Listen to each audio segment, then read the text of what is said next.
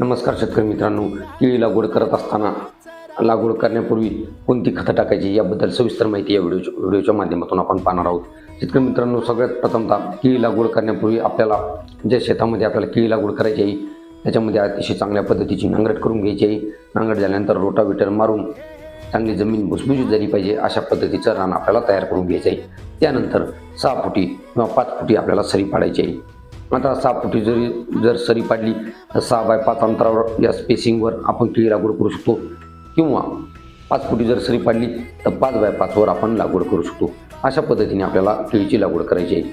परंतु लागवड करण्यापूर्वी आठवड्याच्या अगोदरच किंवा 8 किंवा 10 दिवसाच्या अगोदर लागवड करण्यापूर्वी आपल्याला त्यामध्ये खत टाकायचं आहे. आता मग खत टाकायचं तरी कोणतं, तर single super phosphate 200 kilo plus muriate of potash 50 kilo अशा पद्धतीचं कॉम्बिनेशन करून आपल्याला एकरी खताचा डोस टाकून घ्यायचा आहे.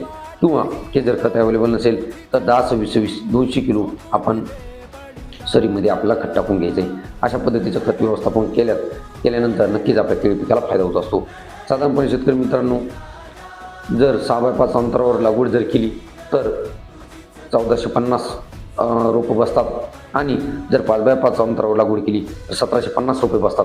अशा पद्धतीचं याचं प्लॅन पॉप्युलेशन मेंटेन केलं जातं. तुम्हाला व्हिडिओ कसा वाटला, आवडला असेल तर लाईक करा आणि आपल्या केळी उत्पादक शेतकऱ्यांना पाठवू विसरू नका. धन्यवाद.